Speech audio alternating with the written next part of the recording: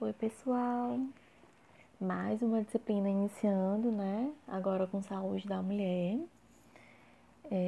Saúde da mulher, a gente vai falar um pouco, né? Sobre as políticas, né? Nacionais aí de atenção, né? À mulher, à saúde da mulher. Falar um pouco sobre o ciclo reprodutivo, os aspectos, né? Biopsicossociais, é, orientações adequadas para o planejamento familiar, qual a função do técnico ali no período ali gravídico puerperal, né? Conhecer um pouco de como acontece o pré-natal, né? De baixo risco, médio risco e alto risco, tá? A gente vai passear um pouco aí pelo universo feminino, tá bom? Então, são 60 horas, né? Passaremos mais aí 15 dias juntos. Dentre as competências e habilidades, temos identificar as fases do ciclo reprodutivo da mulher, conhecer os aspectos, né, biopsicossociais da mulher, orientar no planejamento familiar, falar sobre os métodos contraceptivos, atribuições do técnico de enfermagem, né, no período ali no ciclo gravídico puerperal, como que o técnico de enfermagem pode auxiliar no atendimento padronizado para o pré-natal de baixo risco, médio risco, alto risco, tá? Como preparar uma gestante, né, para o aleitamento materno e prestar uma assistência de enfermagem humanizada, né, no parto, em todas as fases, né, ali da vida da mulher, tá? Dos conteúdos, né? Apresentação da disciplina. A minha metodologia vocês já conhecem, né? Eu gosto que vocês participem, eu sempre coloco atividades e nós trabalharemos, né? Da mesma maneira que ocorreu nas disciplinas anteriores, tá bom? A gente vai falar hoje sobre a evolução do papel da mulher, né, ao longo assim da história, a violência contra a mulher, abordar um pouco sobre a legislação, né, voltada para o público feminino, tá? Na aula 2 a gente vai ter a revisão da anatomia do sistema genital feminino, falar sobre hormônios sexuais femininos e as funções desses hormônios. Na terceira aula, a assistência de enfermagem no ciclo gravídico puerperal, né? A gente vai ver tudo ali, desde a fecundação, diagnóstico de gravidez, exames laboratoriais, as principais adaptações no organismo da mulher durante a gestação, os fatores de risco, né, na gestação. Na aula 4, nós temos a assistência de enfermagem ali no pré-natal, né? Falar sobre o calendário de consultas, apresentar para vocês o cartão de gestante. Na quinta aula, nós teremos situações obstétricas de risco, aí nós veremos o que é placenta prévia, gravidez ectópica, deslocamento prematuro da placenta, o famoso DPP, né? O que é eclâmpsia, o que é mole datiforme, tá? Na sexta aula temos os tipos de parto, né? Cesáreo, fórceps, vaginal, assistência de enfermagem nos períodos clínicos do parto. Na sétima aula nós temos as modificações fisiológicas no período puerperal e as possíveis complicações ali na fase do puerpério. Oitava aula, avaliação. A nona aula, nós veremos planejamento familiar. Décima aula, assistência de enfermagem e afecções durante ali, afecções ginecológicas, né? E nós teremos algumas específicas, como endometriose, a SOP, né? Que é síndrome do ovário policístico, e o mioma uterino. 11ª aula, continuaremos falando sobre as afecções ginecológicas com doença inflamatória pélvica, né, vulvovaginites e infecções sexualmente transmissíveis, tá? Décima segunda aula, ações de prevenção e controle, né, para o câncer de útero e o câncer de mama, e a gente vai estar falando um pouco sobre o exame ginecológico denominado, né, de Papa Nicolau. 13ª aula, assistência de enfermagem no climatério. 14ª é a segunda avaliação e na 15ª aula teremos aí entrega de resultados, tá? Vai dar tudo certo e ninguém vai ficar de reposição. Então, a gente vai começar falando, né, sobre evolução do papel da mulher. Gente, nessa aula eu sempre me empolgo muito, porque políticas públicas é realmente o que eu gosto de trabalhar, né? E vamos começar, né, falando sobre a evolução do papel da mulher, né? A mulher ela é citada na Bíblia, lá em Provérbios 31, né? Aquela mulher que levanta cedo, que trabalha, que cuida da família, que coloca o sustento dentro de casa, né? Uma sociedade assim bem matriarcal, né? Na pré-história, a mulher na pré-história, né? Essa sociedade matriarcal, ela continua, né? A mulher, ela continua o quê? Trabalhando, colocando a comida dentro de casa, cuidando da sua família. Na Idade Moderna, o negócio começa a, vamos dizer assim, mudar de lado, né? Na Idade Moderna, o homem, ele que já assume esse papel, né? A sociedade já é patriarcal, a mulher ela começa ali a perder um pouco do seu espaço, da sua voz, tá? E aí, no século XIX, no século XX, ali, com a Revolução Industrial, nós temos o que? A mulher sendo notada novamente na história, né? Não apenas como dona de casa, mãe de família, né? Mas aquela mulher que sai de casa e vai trabalhar nas fábricas, né? Essa mulher, ela encontrou uma resistência muito forte, né? Apesar de todo o seu esforço, o seu trabalho ele não era reconhecido. O discurso na época era que a mulher era menos produtiva e por isso ela deveria receber menos, e era o que acontecia. Com isso, nessa época, o que resultou? Como mulher, ela era produtiva, mesmo que a sociedade, né, patriarcal falasse que não, e ela produzia muito e ganhava pouco. O que aconteceu?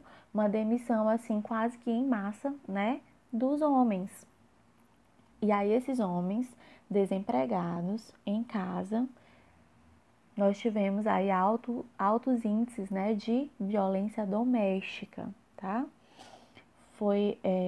Eu estudo muito, né, sobre a história da mulher, sobre feminismo, por curiosidade. E nessa época nós tivemos muitos óbitos em decorrência da violência doméstica, tá? E então surge um movimento que eu admiro muito, que é o movimento sufragista, né? Que é o sufragismo feminino. Sufrágio significa direitos, né? Direitos de escolha. E naquela época, as mulheres, como eu falei para vocês, elas produziam muito, ganhavam pouco, então elas lutavam ali pelos seus direitos, né? Esse movimento ele surgiu no final do século XIX, né? Ali para o início do século XX. E começou-se então a luta da mulher, né, pelos seus direitos. Foi um movimento que aconteceu em várias partes do mundo, né? Mas ele teve assim uma pessoa muito importante, né? Que foi a Emmeline Pankhurst. E o que aconteceu? O sufragismo ele tinha como Bases fundamentais, o marxismo. Ah, professora, mas era um movimento, né, liderado ali por mulheres, na luta dos direitos delas. Então, nessa época, por causa da Revolução Industrial e tudo, as ideologias, né, de Marx e Engels, que são os idealistas, né, do marxismo, eles, vamos dizer assim, eles eram parecidos, né, as ideologias eram parecidas com as ideologias desse movimento, né, sufragista. As mulheres nessa época, elas queriam o direito de poder escolher, né, os seus representantes, seus governantes, no caso de direito a voto, e elas queriam também ocupar, na verdade, elas queriam também ter o seu esforço, né, reconhecido. Elas queriam trabalhar, ter uma carga horária igual à carga horária dos homens, ganhando o mesmo valor que eles, visto que elas produziam igual ou até mais, né? E a ideologia marxista, ela era bem parecida com isso, né? Igualdade de classes, igualdade de gêneros. E como na época nós não tínhamos referências femininas, então a base, né, fundamental do sufragismo feminino é a ideologia, né, marxista. E aí depois, né, nós tivemos o movimento feminista, que o movimento feminista, ele não ficou apenas lá em 1940, né? Ele perdura até hoje. Até hoje as mulheres lutam pelos seus direitos. O movimento feminista tem dois grandes nomes assim que eu sempre cito quando eu vou dar alguma palestra, né, sobre a política nacional voltada aí para a atenção integral à mulher. Joana d'Arc, né? Joana d'Arc, ela inclusive até morreu por causa da sua ideologia. E aqui no Brasil nós temos a Pagu. A Pagu, ela é de São João da Boa Vista, né, em São Paulo. Ela nasceu em 1910. Ela casou com Oswald de Andrade, né? E eles militavam juntos ali no movimento comunista. Ela foi presa várias vezes, um total de 23 vezes, né, por defender ali a sua ideologia feminista, né?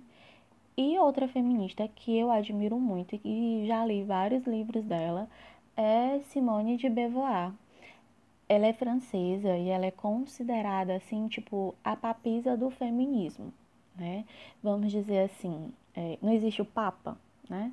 Então, o movimento feminista considera ela tão importante, né, quanto o Papa, né? Ela tem um livro muito legal que é O Segundo Sexo. E nesse livro ela debate muito, né, sobre gênero.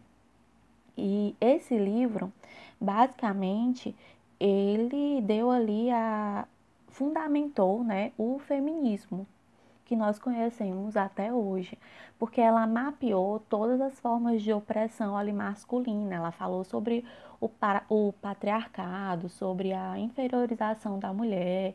Ela questionou o casamento, né? Na época, ele foi considerado um atentado ao pudor, né, gente? Imagina, em 1949, né, Simone de Beauvoir, numa sociedade totalmente patriarcal, contestar essa sociedade foi, foi assim, tipo, assustador, né, para essa sociedade.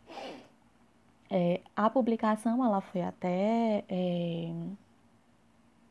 impedida, né, de ir às livrarias, né, para as livrarias, mas com o tempo ela se perpetuou aí, todo mundo começou a ler, as mulheres da época, e aí começou, né, aquela rebelião, uma rebelião boa, né, sempre lutando ali pelos direitos, né, femininos.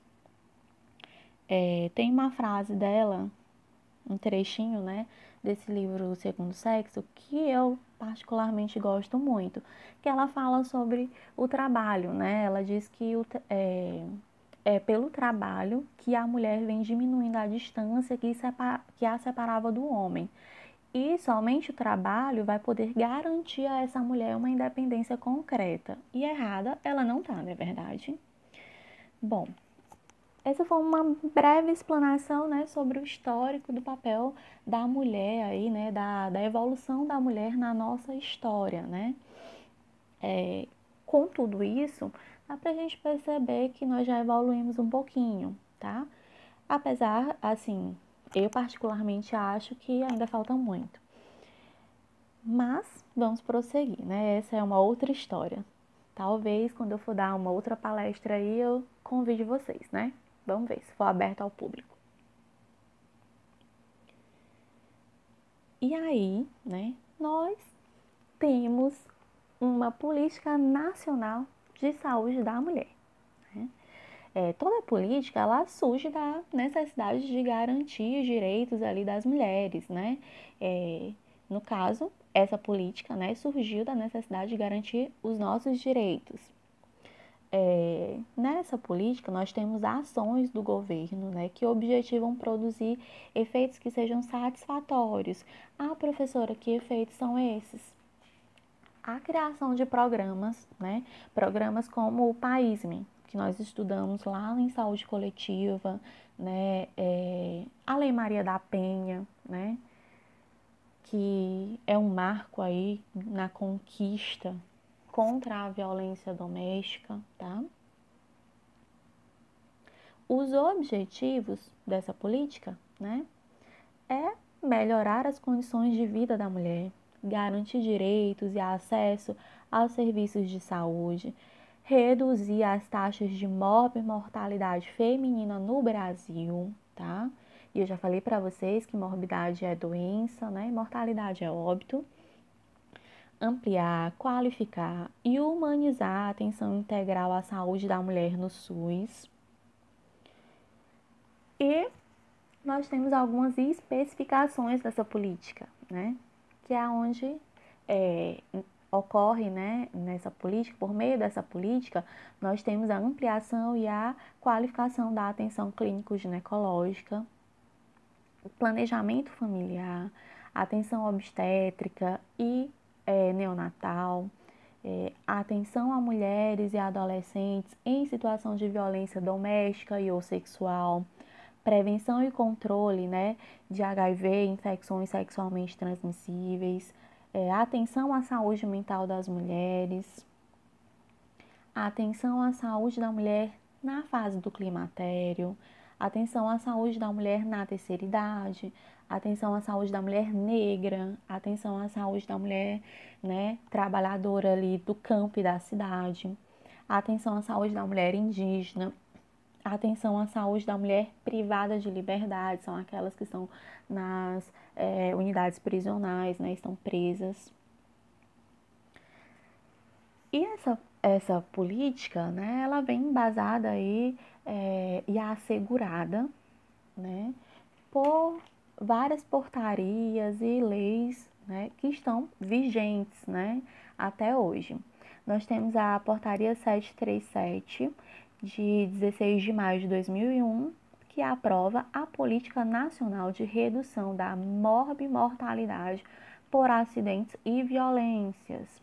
A portaria, né, 1508, de 30 de 9 de 2005, que dispõe sobre o procedimento de justificação e autorização da interrupção da gravidez, né, nos casos previstos em lei, do aborto, tá? Em casos previstos em lei, como, por exemplo, violência sexual, tá?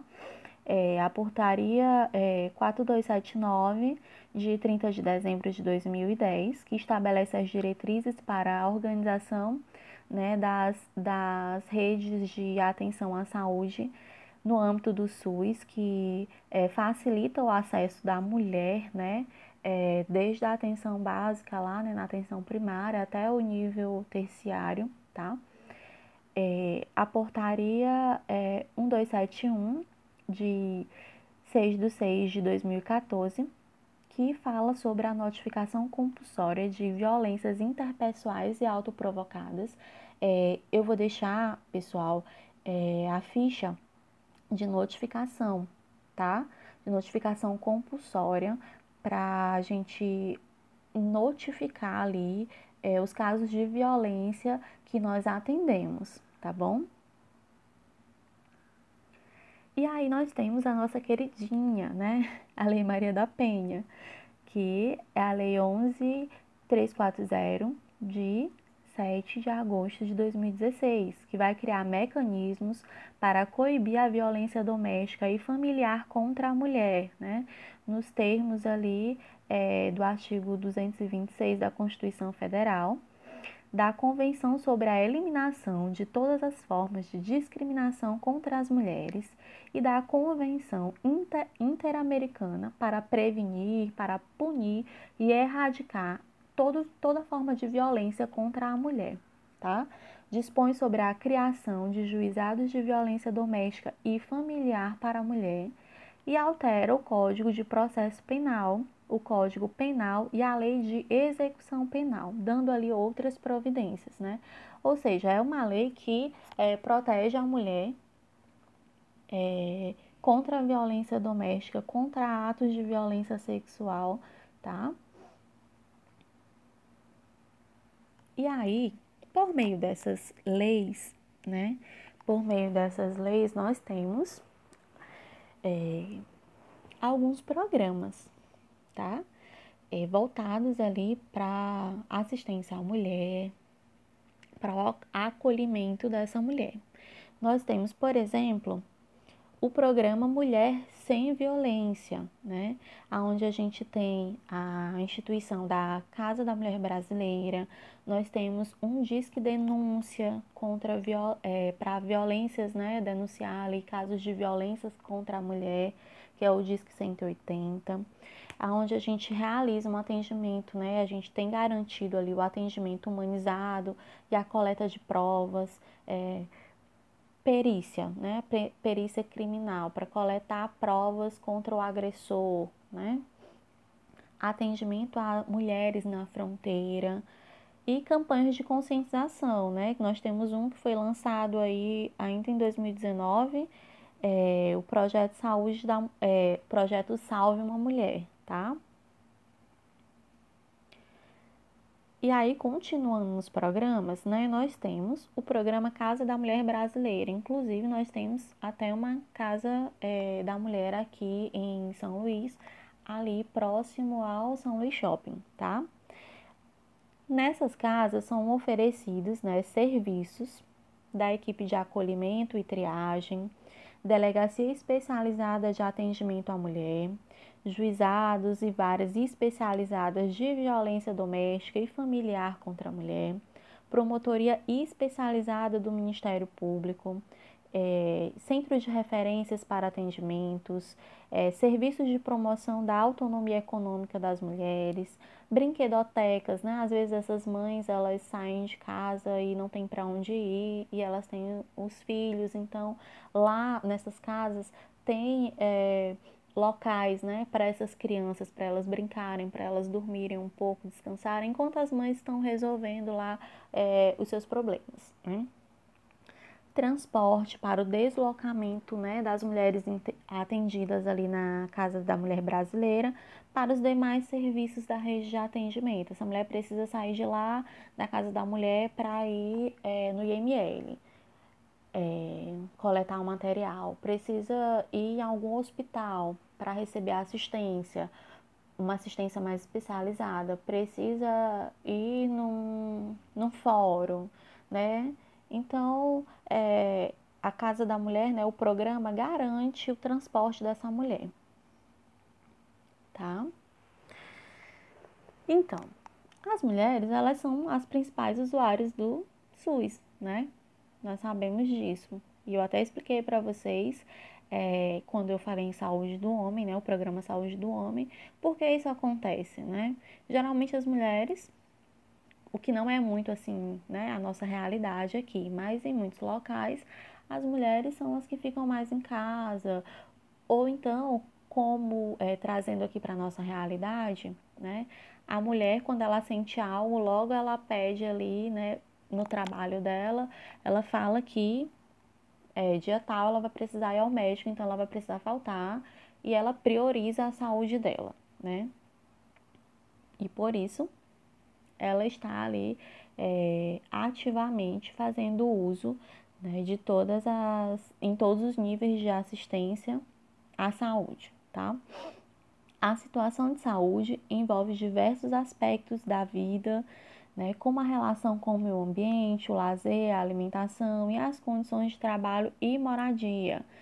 Então, quando a gente vai atender, né, uma mulher, a gente presta atenção, como eu sempre digo, né, o nosso olhar, ele é holístico, ele é completo, né, para essa mulher.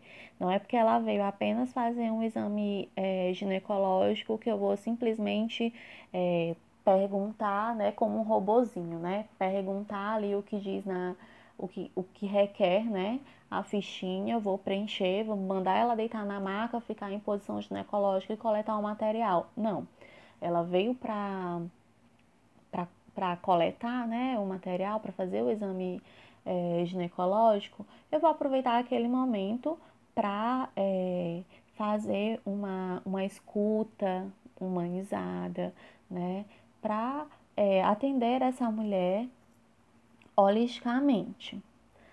No caso das mulheres, os problemas são agravados pela discriminação, né, nas relações de trabalho, a sobrecarga com as responsabilidades com o trabalho doméstico. Gente, é a nossa realidade, né? No Brasil, nós temos aí grande parte das mulheres, elas são chefes de família e elas estão o quê? Sobrecarregadas, né, fisicamente e mentalmente. E a gente precisa olhar para essa mulher, né, como a mulher da realidade de hoje. Se eu atendo uma mulher e eu percebo que ela tá esgotada, né, mentalmente, o programa diz o quê? Ele garante, a política, né, garante o quê? É atendimento mental para essa mulher. Então, eu vou encaminhar ela para um serviço, né, para um atendimento, um acompanhamento psicológico. A nossa política, a política, né, de saúde da mulher, ela é bem completa e eu amo ela por causa disso. Outras variáveis, né, que a gente tem que considerar e que a política também considera a questão das raças, da etnia, a situação da pobreza, né, da desigualdade social ali, situações de saúde que envolvem diversos aspectos da vida, com a relação com o meio ambiente, isso aqui nós já falamos. O número de mulheres que vivem em situação de pobreza é superior ao do homem. Isso é fato, tá? As mulheres trabalham durante mais horas do que os homens. Sim, em alguns casos sim, tá? Metade do seu tempo, do nosso tempo, quanto mulheres, né, é gasto em atividades não remuneradas, o que diminui ali o acesso aos bens sociais, inclusive aos serviços de saúde, né? As mulheres, por exemplo, nós temos boa parte aí da população feminina do Brasil que é apenas dona de casa, né? Dá trabalho cuidar de uma casa. Não vamos dizer que é apenas dona de casa, né? Que ela é dona de casa. Porque a mulherada aí, né, vai saber e vai concordar comigo que trabalhar em casa não é nada fácil, né? Fazer comida, arrumar casa, cuidar de menino, cuidar de marido, lavar roupa, passar roupa, lavar a louça, guardar a louça, fazer comida. Gente, é muito tenso. Então, essas mulheres, elas não têm remuneração. E isso, né, além da exaustão física, do comprometimento psicológico, nós temos também a dificuldade dessa mulher em até ir numa unidade básica de saúde por falta de dinheiro para passagem. No Brasil, a saúde da mulher foi incorporada, né, às políticas nacionais de saúde nas primeiras décadas do século XX. sendo limitada nesse período, que nós já falamos também sobre isso, quando nós falamos sobre o paísmo, que ela era limitada ali à gravidez e ao parto, né? Em 1984, o Ministério da Saúde elaborou o Programa de Assistência Integral à Saúde da Mulher, o PAISME, que nós estudamos lá em saúde coletiva. E aí o que inclui, né, esse programa? Nesse programa são inclusas ações educativas, preventivas, de diagnósticos, de tratamento e de recuperação, como nós vimos, tá? Engloba a assistência à mulher em clínica ginecológica, né? Quando a mulher ela não está grávida, não está no período ali puerperal, ela vai simplesmente fazer um acompanhamento para saber como é que está a sua saúde ginecológica, né? Durante o pré-natal, durante o parto, puerpério, né, lá na fase do climatério e também a assistência relacionada ao planejamento familiar. A mulher não quer ter mais filhos, ela quer que a gente oriente ali, né, sobre os métodos contraceptivos. As infecções sexualmente transmissíveis, a gente, em todos os níveis, né, de atenção à saúde, a gente também faz assistência ali ao câncer de colo do útero e de mama, além de outras necessidades identificadas a partir do perfil populacional das mulheres, né? As principais causas de morte na mulher, né, para o público feminino ali, nós temos as doenças cardiovasculares, destacando-se o infarto agudo do miocárdio e o acidente vascular cerebral, né, o AVC. As neoplasias, né, que são câncer, principalmente o câncer de mama, de pulmão e do colo do útero. Nós temos doenças do aparelho respiratório, né, DPOC, efizema pulmonar, tá? Entre outras. Doenças endócrinas, nutricionais, metabólicas, né? E a gente dá um destaque aí para o diabetes mellitus. E, gente, aqui não tem mais violência, tá? Violência doméstica e violência sexual, né? Atos de violência contra a mulher também, infelizmente, são uma das principais causas de morte, tá? Principalmente aqui no Brasil. Situação de saúde da mulher no Brasil, né? A gente tem a mortalidade materna, que graças a Deus agora as taxas são mínimas, mas ainda existe, né? Às vezes tem uma mulher que ela mora tão longe de uma unidade básica de saúde que ela não realiza um pré-natal adequado e aí quando vai para o hospital já vai na hora de ganhar neném e já vai ali com complicações, né? Precariedade na assistência, na atenção obstétrica. Infelizmente, nós temos municípios que só possuem o clínico geral, né? Nós não temos obstetras. As consultas de pré-natal são realizadas com o clínico, o parto é realizado por um clínico geral, tá? Abortamento em condições de risco, nós sabemos que o aborto no Brasil, ele não é legalizado, tá? Só pode, o aborto, ele só é permitido legalmente nos casos previstos em leis, né? E aí eu cito a questão da violência sexual, né? Que resulta aí, que culmina aí em gestação, tá? Essa mulher, ela procura na justiça, né, um respaldo legal para que profissionais da saúde em instituições hospitalares, estabelecimentos hospitalares, realizem ali o abortamento, tá? Precariedade da assistência em anticoncepção, né? Ali nós temos muitas formas, né? Para prevenir gestação, a gravidez indesejada, mas infelizmente o SUS, ele não dispõe ali de todos esses, vamos dizer assim, todos esses métodos, né, preventivos. Às vezes a mulher quer colocar um DIU e ela não consegue com facilidade pelo SUS, ela quer realizar uma laqueadura, e aí nós temos vários critérios para laqueadura, e por aí vai. Às vezes, meus amores, nas unidades básicas de saúde, falta até anticoncepcional, tá? Anticoncepcionais orais, anticoncepcionais injetáveis, tá? Mini pílulas, pílulas, até isso falta às vezes. E aí nós temos, né, infecções sexualmente transmissíveis, HIV e AIDS, o público feminino, nós temos taxas altíssimas aí de contaminação e violência doméstica e sexual, né? Que tá todo dia aí na televisão, a gente tentando conscientizar a população, mas infelizmente, nós ainda temos muitos casos de morte, invalidez, né, por violência doméstica.